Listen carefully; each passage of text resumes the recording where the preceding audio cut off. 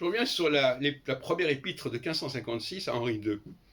Et je lis ce qu'écrit Robert Ben-Azra dans l'ouvrage que j'ai publié, son répertoire chronologique nostradamique. Page 21. Alors, citons un almanach. Un almanach. Déjà, c'est pas un almanach. Ne comportant pas de vers prophétiques. Bon, on sait très bien que les pronostications ne comportaient pas de vers prophétiques. On notera sur son titre les présages. Ce terme sera utilisé au début du XVIIe siècle jusqu'à nos jours pour désigner les quatrains publiés annuellement dans les almanachs Nostradamus. Alors, on nous donne le titre complet, Les présages merveilleux pour l'an 1557, dédié au roi très chrétien Henri II, à Paris, Jacques Carver, etc. Voilà, c'est tout ce qui est dit. Aucun commentaire. Alors, effectivement, on a l'impression qu'il ne connaissait même pas l'ouvrage de Rousseau, ce qui est aberrant. Il le connaissait. Dans l'ouvrage de Rousseau, eh bien, on publie, Rousseau 82, on publie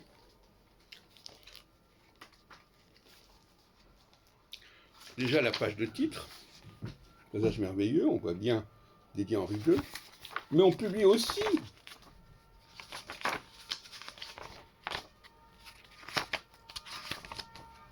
les deux épîtres, celle de 1556 et celle de 1558. Ben-Azra ne fait absolument pas allusion à cela. Il passe très vite fait là-dessus. Il y a donc vraiment un problème à ce niveau-là, voyez-vous. Je ne regrette pas d'avoir publié le répertoire chronique nostradamique, bien qu'à l'époque déjà, j'étais très sceptique sur un certain nombre de conclusions de Ben-Azra, mais enfin je pensais que son œuvre était intéressante à connaître. J'ai fait passer avant mes propres publications. Bon. Eh bien,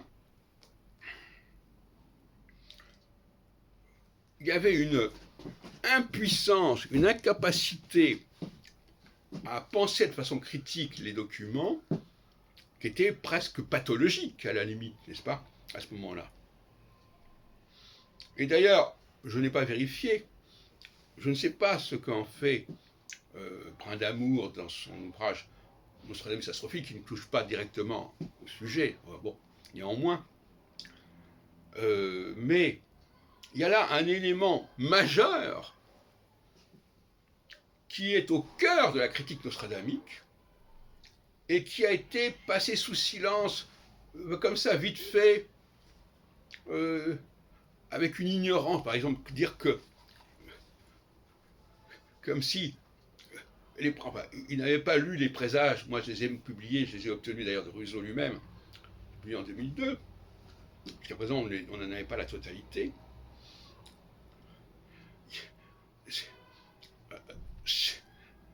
Il dit il n'y a pas de quatrain, parce qu'effectivement Rousseau l'avait, en plus Rousseau l'avait décrit cet ouvrage dans sa bibliographie.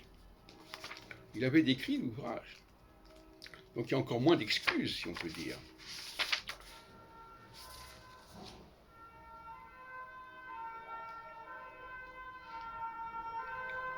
Et il se permet de dire qu'il n'y avait pas de quatrain. Mais pourquoi y aurait-il un quatrain, des quatrains? On n'est pas dans l'almanach pour 1557, on est dans les présages. Et à l'époque, il y avait effectivement, ce que j'ai publié d'ailleurs, ce que j'ai montré dans mon étude de 2002, il y avait 3 catégories d'ouvrages qui paraissaient annuellement. L'almanach pour 1557, la pronostication pour 1557 et les présages merveilleux pour 1557. Un système ternaire. Alors, il n'est pas attesté de façon systématique pour chaque année, mais pourquoi pas? Il semblerait qu'il aurait dû exister, qu'il a pu exister. Et je vous rappelle que seule la pronostication avait le droit d'avoir une vignette avec un personnage. C'était le cas ni l'almanach, ni la pronostication. Par contre, les éditions pirates qui ont commencé à apparaître dans les années 1560, ont publié des almanachs avec une vignette qui était réservée normalement à la pronostication. Mais en plus, ce n'était pas la même vignette. C'était une imitation de la vignette.